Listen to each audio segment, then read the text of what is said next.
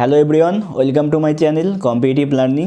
আমি অজয় বিশ্বাস 2018 সালের মিসলেনিয়াস সার্ভিস এক্সামিনেশনের মাধ্যমে কনজিউমার ওয়েলফেয়ার অফিসার পদে সিলেক্ট হয়েছি। তো আমি আমার এই চ্যানেলের মাধ্যমে মিসলেনিয়াস এক্সাম রিলেটেড যাবতীয় তথ্য তোমাদের সাথে শেয়ার করি এবং এর আগে বেশ কয়েকটি ভিডিও করেছি। তো আজকে আমি যে টপিকটার উপর আলোচনা করছি তোমরা দেখতেই পাচ্ছ, সেটা হলো ইউনাইটেড নেশন অর্গানাইজেশন অর্থাৎ রাষ্ট্রসংঘ মিসলেনিয়াস এক্সামিনেশনের স্ট্যাটিক জিকের একটা গুরুত্বপূর্ণ টপিক। এটা তোমরা জানো মিসলেনিয়াস পরীক্ষায় স্ট্যাটিক জিকে একটা অত্যন্ত গুরুত্বপূর্ণ।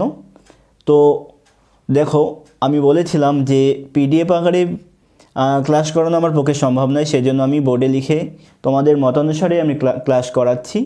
তো আমি এখানে বোর্ডে ইউএনও বা ইউনাইটেড নেশন অর্গানাইজেশন এবং অন্যান্য যে ইন্টারন্যাশনাল অর্গানাইজেশনগুলো রয়েছে সেই সম্পর্কে গুরুত্বপূর্ণ টপিকগুলো আমি এখানে লিখে রেখেছি, অর্থাৎ গুরুত্বপূর্ণ পয়েন্টসগুলো লিখে রেখেছি।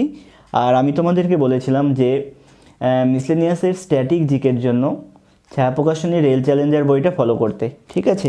তো আমি আজকে মেনলি ছায়া প্রকাশনী রেল চ্যালেঞ্জার বুক থেকে কোন কোন পয়েন্টসগুলো তোমরা বেশি ফোকাস করবে সেগুলো বলে দেবো। তার সাথে সাথে আমি বোর্ডে লিখে রেখেছি এই পয়েন্টসগুলো, তোমরা নোট করে নাও এবং সেই অনুসারে তোমরা যদি ছায়া প্রকাশনী রেল চ্যালেঞ্জার বইটা যদি তোমরা কিনে থাকো সেই বইটা তোমরা ওখান থেকে পয়েন্ট করে নেবে, ঠিক আছে? এবং এইভাবে পড়াশোনা করো, আশা করি এর বাইরে আর কোনো প্রশ্ন আসবে না, ঠিক আছে?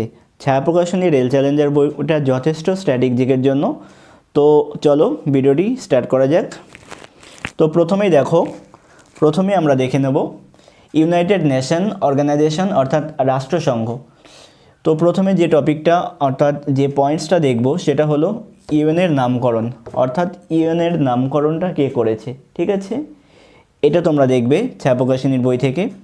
তারপরে দেখবে ইউএনের চার্টার, অর্থাৎ ইউএনের যে চার্টার সাইন হয়েছিল কত সালে, ঠিক আছে? এবং তারিখটাও মনে রেখো, পরীক্ষাতে জিজ্ঞেস করে। তারপরে আমরা দেখব ইউএনওর কার্যকর হয় কবে থেকে। এটা ভেরি ভেরি ইম্পর্টেন্ট, কিন্তু এই তারিখটা কিন্তু জিজ্ঞেস করে যে ইউএনও কোন তারিখ থেকে কার্যকরী হয়েছিল। মনে রেখো 24 অক্টোবর 1945 সাল থেকে ইউএনও কার্যকর হয়, ঠিক আছে? তারপরে আমরা দেখব ইউএনের মোট সদস্য দেশ। বর্তমানে ইউএনের মোট সদস্য দেশ রয়েছে 193, 193, ঠিক আছে? এর সাথে সাথে এই পয়েন্টটা তোমরা দেখে রেখো যে ইউএনের যে চার্টার সাইন হয়েছিল তখন ইউএনের সদস্য সংখ্যা কত ছিল, ঠিক আছে? সেটা দেখো। এরপরে তোমরা যেটা দেখবে যে কোন দেশ ইউএনের সদস্য নয় বর্তমানে, ঠিক আছে? তো এটা ভ্যাটিকান সিটি হবে, তোমরা এই পয়েন্টটাও দেখো। তারপরে যেটা দেখবে স্থায়ী সদস্য বা পার্মানেন্ট মেম্বার সংখ্যা কত। তো ইউএনের স্থায়ী সদস্য বা পার্মানেন্ট মেম্বার বর্তমানে 5টি দেশ রয়েছে, ঠিক আছে? এবং সেই 5টা দেশের নাম তোমরা মনে রেখো কী কী। আমি এখানে সেগুলো সম্পূর্ণ এখানে কিন্তু আমি ডিটেলসে লিখিনি, আমি শুধু পয়েন্টসগুলো জাস্ট বেসিক পয়েন্টগুলো বলে দিচ্ছি, তোমরা বই থেকে দেখে নেবে, ঠিক আছে? আমি জাস্ট শুধু বলে দিচ্ছি তোমরা কোন টপিকটার উপর ফোকাস করবে, সেই টপিকগুলো আমরা এখানে বলে দিচ্ছি আমি। তারপরে দেখো এই পয়েন্টটা দেখো যে ভারত ইউএনের সদস্যপদ লাভ করে কবে, ঠিক আছে? এটা 1945-এর 30শে অক্টোবর। 24শে অক্টোবর ইউএনও কার্যকর হয় এবং ভারত 30শে অক্টোবর এর সদস্যপদ লাভ করেছিল। তারপরে দেখো, তারপরে যেটার উপরে ফোকাস করবে ইউএনের official language, very very important কিন্তু। ইউএনের বর্তমানে 6টি অফিসিয়াল ল্যাঙ্গুয়েজ রয়েছে। এই অফিসিয়াল ল্যাঙ্গুয়েজগুলি কী কী, এখান থেকেও কিন্তু প্রশ্ন জিজ্ঞেস করে। তো এটা তোমরা ভালো করে দেখে নেবে। তারপরে দেখবে ইউএনওর কার্য পরিচালিত হয় কোন কোন ভাষাতে, এটাও কিন্তু খুব ইম্পর্টেন্ট। দেখো ইংরেজি আর ফরাসি এই দুটো ভাষায় রাষ্ট্রসংঘের কার্য পরিচালিত হয়, ঠিক আছে? তারপরে আসছে ইউএনের পতাকা। ইউএনের পতাকা সম্পর্কে জেনে রেখো যে ইউএনের পতাকা কবে গৃহীত হয় এবং ইউএনের পতাকাটা কীরকম রকমের। আর তোমরা দেখবে ইউএনের পতাকার ডিজাইনটা কীরকম, ঠিক আছে? এই পতাকা সম্পর্কে এটা জানলেই হবে। তারপরে দেখো ইম্পর্টেন্ট যেটা, সেটা হলো ইউএনের যে 6টা অর্গান রয়েছে, প্রধান 6টা অর্গান রয়েছে, এই প্রধান 6টা অর্গান সম্পর্কে কিন্তু ডিটেলসে তোমাদের পড়তে হবে, ঠিক আছে? তারপরে রয়েছে দেখো ইউএনের সদর দপ্তর, অর্থাৎ সদর দপ্তর কোথায়। তোমরা দেখবে ছায়া প্রকাশনী বইটা যদি দেখো, ওখান থেকে দেখবে ইউএনের সদর দপ্তর যেন নিউ ইয়র্কে, একমাত্র হচ্ছে ইন্টারন্যাশনাল কোর্ট অফ জাস্টিস। এই ইন্টারন্যাশনাল কোর্ট বাদে ইন্টারন্যাশনাল কোর্টের সদর দপ্তরটা হচ্ছে নেদারল্যান্ডের হেগ শহরে, বাকি প্রত্যেকটা 5টা সদর দপ্তর কিন্তু নিউ ইয়র্কে। ঠিক আছে, এবার আগে আমি বলেছি ইউএনের 6টা অর্গান সম্পর্কে ডিটেলসে পড়তে হবে। ঠিক আছে, অর্থাৎ কোন অর্গানের কি কাজ এবং সেই অর্গানের ফরমেশনটা কিভাবে হয় এই সম্পর্কে তোমাদের জানতে হবে। তো আমি এখন ছায়া প্রকাশনীর বইটা থেকে আমি তোমাদের বলছি যে ইম্পর্টেন্ট যে পয়েন্টসগুলো সেগুলো তোমরা নোট করে নাও। তোমরা ছায়া প্রকাশনীর বই থেকে এইভাবেই পড়ো। ইউএনএ থেকে এখানে কিন্তু খুব ভালোভাবে দেওয়া আছে, পুরো ডিটেলসে আছে। এর বাইরে আশা করি আর কোনো কোয়েশ্চেন হওয়ার কথা নয়, তোমরা যদি এই বইটা ভালো করে পড়ো। তো দেখো, সদস্য সংখ্যা আমি বললাম, সরকারি ভাষা বলেছি 6টা, সরকারি ভাষাগুলো তোমরা পড়বে। ঠিক আছে, এরপরে পতাকা সম্পর্কে বলেছি। তারপরে লাস্ট যেটা বললাম, ইউএনের যে 6টা অর্গান রয়েছে কি কি, এই 6টা অর্গান সম্পর্কে তোমরা ডিটেলসে জানবে। তো প্রথম দেখো, ইউএনের যে প্রথম অর্গান রয়েছে দ্য জেনারেল অ্যাসেম্বলি বা সাধারণ সভা। এই সাধারণ সভা থেকে কোনটা পড়বে তোমরা, এই পয়েন্টটা তোমরা নোট করো যে রাষ্ট্রসংঘের সব সদস্যই সাধারণ সভার সদস্য। তারপরে দেখো যে সাধারণ সভায় প্রতিটা সদস্য দেশের একটি করে ভোট থাকে এবং 2/3 সংখ্যাগরিষ্ঠতার ভিত্তিতে এই সভার কোনো ব্যাপারে সিদ্ধান্ত নেওয়া হয়, এটা কিন্তু জিজ্ঞেস করে। ঠিক আছে, আর তারপরে জানবে যেটা সাধারণ সভা প্রতি বছর তার সভাপতি এবং সহসভাপতিদের নির্বাচন করে। আর সবথেকে বেশি ইম্পর্টেন্ট এই সাধারণ সভা সম্পর্কে, এটা তোমরা নোট করে নিও, এখানে নেই, সেটা হলো এই সাধারণ সভা বা জেনারেল অ্যাসেম্বলিকে বলা হয় ওয়ার্ল্ড পার্লামেন্ট। ঠিক আছে, পৃথিবীর পার্লামেন্ট কাকে বলে এটা কিন্তু অনেকবার জিজ্ঞেস করেছে পরীক্ষাতে, তো সেটা হবে সাধারণ সভা। তারপরে দেখো রয়েছে দ্য সেক্রেটারিয়েট বা সচিবালয়, এখান থেকে তোমরা পড়বে নিরাপত্তা পরিষদের সুপারিশ অনুসারে মহাসচিবকে নিয়োগ করে সাধারণ সভা, আর মহাসচিব প্রতি 5 বছরের জন্য নির্বাচিত এবং তারপর পুনর্নির্বাচিত হয়। অর্থাৎ সেক্রেটারি জেনারেল পরে আছে, ওটা তোমরা দেখবে। এই সেক্রেটারি জেনারেল এর মেয়াদ কত বছর এবং তিনি কি রিইলেক্টেড হতে পারে কিনা সেই সম্পর্কে কিন্তু প্রশ্ন আসে। তারপরে যে অর্গান রয়েছে সিকিউরিটি কাউন্সিল বা নিরাপত্তা পরিষদ, এখান থেকে তোমরা পড়বে মোট সদস্য সংখ্যা, এটা জিজ্ঞেস করে 15। ঠিক আছে, এই 15টা সদস্যের মধ্যে 5টা পার্মানেন্ট এবং 10টা নন পার্মানেন্ট। এই পার্মানেন্ট সদস্যগুলো কিন্তু আবার জিজ্ঞেস করে 5টা। ঠিক আছে, এটা দেখো। আর এর টার্ম অর্থাৎ কার্যকাল কত বছর নিরাপত্তা পরিষদের সেটা জিজ্ঞেস করে। 2 বছরের জন্য নিরাপত্তা পরিষদের অস্থায়ী সদস্য নির্বাচন করে, আর স্থায়ী সদস্যদের ভেটো প্রদান ক্ষমতা রয়েছে। ভেরি ভেরি ইম্পর্টেন্ট এই পয়েন্টটা। অর্থাৎ অস্থায়ী সদস্যদের যে 10টা অস্থায়ী সদস্য রয়েছে তাদের কত বছরের জন্য নির্বাচিত হয় তারা সেটা, আর হচ্ছে ভেটো প্রদান কার ক্ষমতা রয়েছে, অর্থাৎ স্থায়ী সদস্যদের ভেটো প্রদানের ক্ষমতা রয়েছে, অস্থায়ী সদস্যদের ভেটো প্রদানের ক্ষমতা নেই। ঠিক আছে, তো এই পয়েন্টটা এখান থেকে দেখো। তারপরে দেখো পরে যেটা দেখব আছি পরিষদ। ঠিক আছে, এই আছি পরিষদ থেকে দেখো মোট মেম্বার হচ্ছে 14 জন, এটা দেখো তাহলেই হবে, এখান থেকে আর কিছু দরকার নেই। তারপরে দেখো অর্থনৈতিক ও সামাজিক পরিষদ অর্থাৎ ইকোনমিক অ্যান্ড সোশ্যাল কাউন্সিল যেটা রয়েছে, এখান থেকে দেখবে সাধারণ সভা রাষ্ট্রসংঘের সদস্যদের দেশগুলির মধ্য থেকে 2/3 সংখ্যাগরিষ্ঠতায় 54 জন প্রতিনিধি নির্বাচন করে, আর এই পরিষদের 1/3 সদস্য প্রতি বছর নির্বাচিত হয় 3 বছরের জন্য। ঠিক আছে, এই পয়েন্টটা দেখো। এরপরে যে 6 নম্বর অর্গানটা রয়েছে আন্তর্জাতিক আদালত।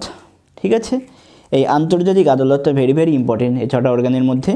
এখান থেকে জিজ্ঞেস করবে প্রথমত আন্তর্জাতিক আদালতের সদর দপ্তর কোথায়, একটু আগে আমি বলেছি হেগ, সুইজারল্যান্ডের। আর তারপরে দেখো এই আদালতের বিচারপতির সংখ্যা জিজ্ঞেস করে 15 জন। আন্তর্জাতিক আদালতের বিচারপতি এদের কত বছরের জন্য নির্বাচিত হয়, ঠিক আছে, 9 বছরের জন্য। এই 3টে পয়েন্ট এখান থেকে মনে রেখো। তারপরে জিজ্ঞেস করে যে ভারত থেকে প্রথম আন্তর্জাতিক আদালতে কোন বিচারপতি নির্বাচিত হয়েছিলেন। ঠিক আছে, তারপরে এখনও পর্যন্ত ইউএনের আন্তর্জাতিক আদালতে মোট কতজন ভারতীয় নির্বাচিত হয়েছেন এটাও জিজ্ঞেস করে। তো এই আমি যে পরে যে দুটো পয়েন্ট বললাম এগুলো কিন্তু তুমি পরের যে এমসিকিউগুলো আছে এমসিকিউ থেকে তোমরা পেয়ে যাবে। ঠিক আছে, এমসিকিউগুলো তোমরা প্র্যাকটিস করবে। তো এই গেল 6টা অর্গান সম্পর্কে। এরপরে আমরা যেটা দেখো 6টা অর্গান দেখা হয়ে গেলে এরপর আমরা দেখব ইউএনওর মহাসচিব বা সেক্রেটারি জেনারেল সম্পর্কে। এখান থেকেও কিন্তু প্রশ্ন জিজ্ঞেস করে, অর্থাৎ কেমন জিজ্ঞেস করে, ইউএনের প্রথম মহাসচিব কে ছিল, ঠিক আছে, বর্তমান মহাসচিব কে আছে, প্রথম শেষ এ দুটো তো ইম্পর্টেন্টই। তারপরে জিজ্ঞেস করে যে ইউএনের প্রথম এশিয়া অর্থাৎ এশিয়া মহাদেশ থেকে প্রথম মহাসচিব কে ছিল। আরও ডিটেলসে যদি জিজ্ঞেস করে অনেক সময় ডেপ থেকে, সেটা হচ্ছে প্রথম আফ্রিকান মহাসচিব কে ছিল, বা কোন মহাসচিব তার কার্যকাল সময়ের মধ্যেই মারা গিয়েছিল। তারপরে পরপর 2 বছর অর্থাৎ 10 বছরের বেশি সময় ধরে কে মহাসচিব ছিল, এটাও কিন্তু জিজ্ঞেস করে, ঠিক আছে। তো মহাসচিবগুলো তোমরা একটু ভালো করে দেখে নিও, এই কটা পয়েন্ট। তো মহাসচিব থেকে মেনলি তোমরা দেখবে যে প্রথম, দ্বিতীয়, তৃতীয়, ঠিক আছে, এই তিনটে। তারপরে নবম বর্তমানে যেটা রয়েছে অ্যান্টোনিও গুটেরিস, তিনি পর্তুগালের লোক। আর এই তারা কোন দেশ থেকে বিলং করে এটাও কিন্তু তোমরা দেখো, ঠিক আছে। তো এই গেল ইউএনও সম্পর্কে ডিটেলসে। এরপরে তোমাদের যে পয়েন্টটা দেখতে হবে সেটা হলো ইউএনের যে অন্যান্য অর্গানগুলো রয়েছে, যেমন বিভিন্ন অর্গান রয়েছে, যেমন ওহু, ঠিক আছে, UNESCO, UNICEF, WTO, FAO, IMF. এখানে দেখো আমি ছায়াপ্রকাশনী বই থেকে বলছি, তোমরা এই বইটা যদি ফলো করো তাহলে এখান থেকে তোমরা নোটস করে নিও। রাষ্ট্রসংঘের বিভিন্ন বিশেষজ্ঞ সংস্থা বলে আছে, তো এখান থেকে কোন কোন পয়েন্টসগুলো তোমরা দেখবে বা কোনটা কোনটা ইম্পর্টেন্ট আমি বলে দিচ্ছি এখান থেকে। এর মধ্যে থেকে হুটা দেখবে, ঠিক আছে, হু। এর মধ্যে যেগুলো বলছি তার প্রতিষ্ঠাকাল আর হচ্ছে সদর দপ্তর, এই দুটোই কিন্তু তোমরা দেখবে। তারপরে দেখবে WMO অর্থাৎ ওয়ার্ল্ড মেটেরোলজিক্যাল অর্গানাইজেশন। তারপরে দেখবে WTO অর্থাৎ WTOর আগের নাম কী ছিল, গ্যাট, এটা ভালো করে মনে রেখো, ঠিক আছে। আর গ্যাট কবে থেকে WTO হলো সেই সালটাও তোমরা মনে রেখো। তারপরে দেখবে ILO অর্থাৎ ইন্টারন্যাশনাল লেবার অর্গানাইজেশন। এরপরে দেখবে IAEA অর্থাৎ ইন্টারন্যাশনাল অ্যাটমিক এনার্জি এজেন্সি। তারপরে IBRD বা বিশ্ব ব্যাংক। এরপরে দেখবে ইন্টারন্যাশনাল ফিনান্স কর্পোরেশন IFC। তারপরে IMF, এগুলো তো জানো সকলেই। তারপরে দেখবে IFAD international fund for agriculture development organization. তারপরে যেটা দেখবে FAO অর্থাৎ ফুড অ্যান্ড এগ্রিকালচার অর্গানাইজেশন। তারপরে ইউনেস্কো, UPU, তারপরে ওয়ার্ল্ড ব্যাংক গ্রুপ, আর UNO, WTO অর্থাৎ ওয়ার্ল্ড ট্যুরিজম অর্গানাইজেশন। অন্যান্য অর্গানাইজেশন থেকে এই কটা দেখো তাহলেই হবে। এরপরে তোমরা যেগুলো দেখবে রাষ্ট্রসংঘের বিভিন্ন কর্মসূচি এবং তহবিল কী কী রয়েছে দেখো, এখানে 10টা আছে মোট। এই 10টার মধ্যে তোমরা 2 আর 3 নম্বর এই দুটো বাদ দিয়ে বাকি সব কটাই দেখো, ঠিক আছে। যারা ছায়াপ্রকাশনীর এই বইটা ফলো করছো তাদেরকে আমি বলছি, এই 2 নম্বর আর 3 নম্বর বাদ দিলে বাকি সব কটাই কিন্তু এখানে ইম্পর্টেন্ট, অর্থাৎ ইউনিসেফ, ইউনেস্কো দেখতে পাচ্ছ, UNDP, UNHCR, UNCTAD, UNEP, IUCN, প্রত্যেকটাই কিন্তু কোনো না কোনো পরীক্ষায় এসেছে। এদের প্রতিষ্ঠাকাল তার সাথে সাথে সদর দপ্তরটা বেশি করে প্রকাশ করো। তো এই গেল। তারপরে দেখো কি রয়েছে, রাষ্ট্র সম্পর্কের আন্তর্জাতিক যে বর্ষগুলো রয়েছে, ঠিক আছে, সবগুলো তোমাদের মনে রাখা সম্ভব নয়। তার মধ্যে আমি বলবো 2010, 11, 12 এই তিনটে দেখো। আর সবথেকে বেশি ইম্পর্টেন্ট যেটা এই 2023 সালটা, কেননা 2023 সাল ইউএনও কী ঘোষণা করেছে, ইন্টারন্যাশনাল ইয়ার অফ মিলেটস অর্থাৎ বাজরা, রাগীয় বাজরা যে ভারতের আছে সেই ইন্টারন্যাশনাল মিলেট ইয়ার হচ্ছে 2023, এই জন্য এই বছরটা খুবই কিন্তু ইম্পর্টেন্ট।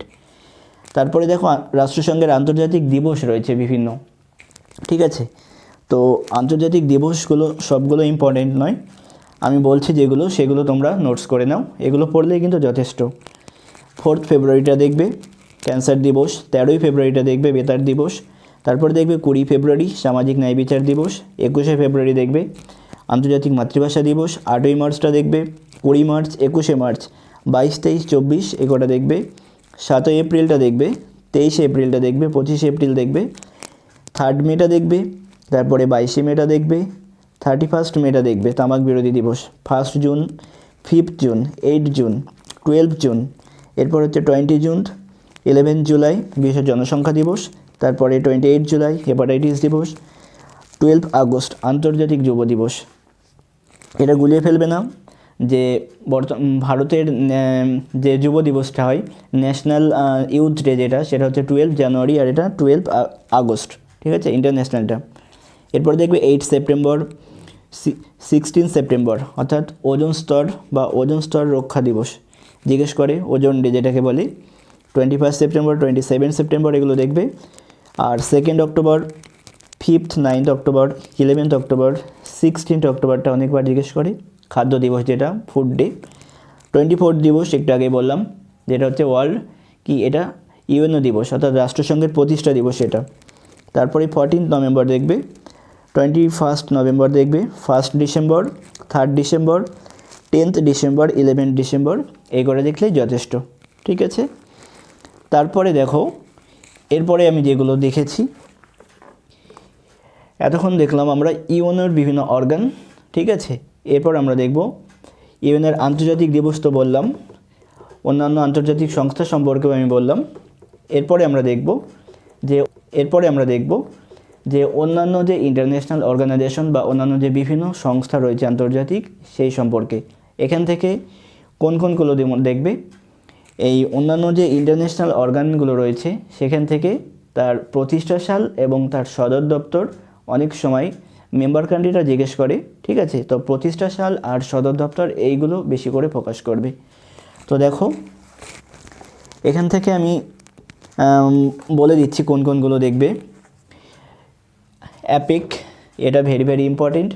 অ্যাপেকের ফুল ফর্মটা জিজ্ঞেস করে। ঠিক আছে, অ্যাপেকের ফুল ফর্ম হচ্ছে এশিয়া প্যাসিফিক ইকোনমিক কোঅপারেশন, এর প্রতিষ্ঠা সাল আর হচ্ছে সদর দপ্তর কোথায় আর সদস্য সংখ্যা কত বর্তমানে, এটাও কিন্তু জিজ্ঞেস করে।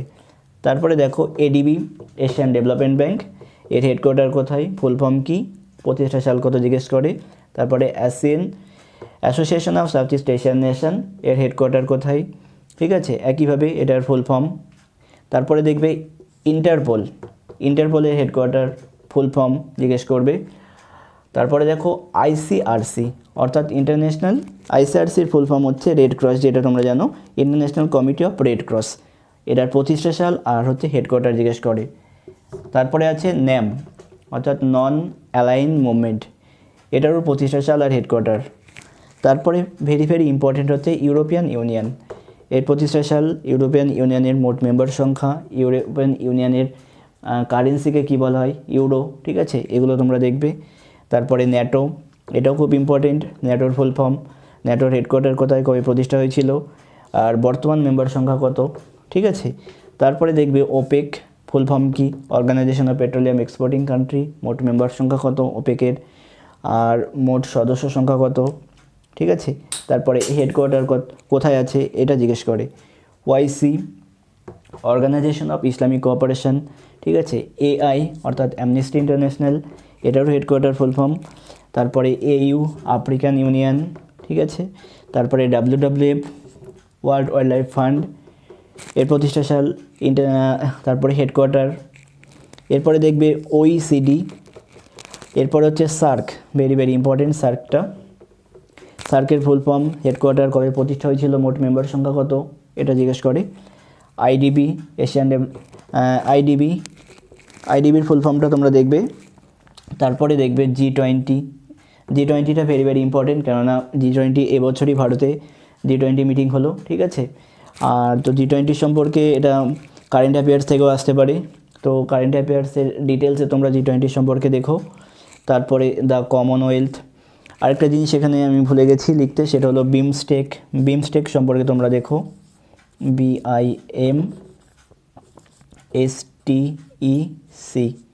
BIMSTEC, বিমস্টেকের full form.